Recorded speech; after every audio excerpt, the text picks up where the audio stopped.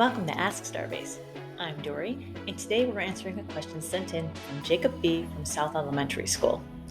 Jacob wants to know, why are there 24 hours in a day?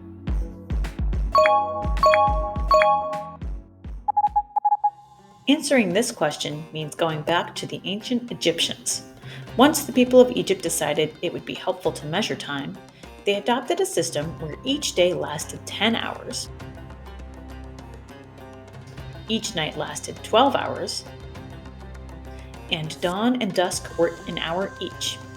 Evidence dating back to around 2150 BC suggests they would use sundials to keep track of time during the day, and 36 groups of stars known as decans to do the same thing at night. 11 of these 36 star groups, or constellations, would rise over the course of a night to break it into 12 parts. While this was the first example of people dividing a day into 24 hours, it is still dramatically different from today's standards. The ancient Egyptians would adjust how long an hour lasted depending on the time of the year. For example, in the summer, when the sun was visible for a longer time, each daytime hour was longer, while the nighttime ones became shorter. Although a Greek astronomer named Hipparchus suggested dividing the day into 24 equal hours based on the equinox days, this idea from between 147 and 127 BC didn't catch on right away.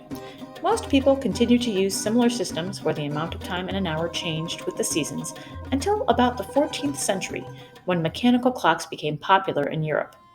Some measured all 24 hours of the day, while others counted 12 at a time. Since the 12-hour design was less complicated and expensive, the small clock system became the standard. The next challenge was deciding when exactly a new day started: sunrise, sunset, or midnight. Eventually, people agreed on a system where the day would begin at midnight. As humans have continued to explore different ways to measure time, our ability to track time has become more accurate. Part of this exploration has led us to the fact that most days aren't exactly 24 hours. At least, they aren't, depending on how you define a day and how precise you'd like to be. When we are talking about the time between one sunrise and another, it's considered a solar day. A sidereal day is how long it takes for the planet to spin all the way around. It turns out our planet only has to rotate 361 degrees to get to the next sidereal day, so this time is a little shorter: 23 hours, 56 minutes, and about 4 seconds. In order for the solar day to finish, the Earth needs to spin for about another 4 minutes in its orbit before the sun reaches the same place in the sky. A given day could be longer or shorter by about 4 seconds, thanks to factors like the moon slowing the Earth's rotation, changes in the Earth's core, and how far Earth is from the sun and its orbit.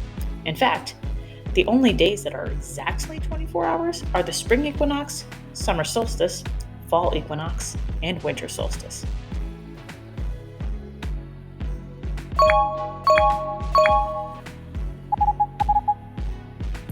Thank you for watching this episode of Ask Starbase, and a special thank you to Jacob B. for sending in this question.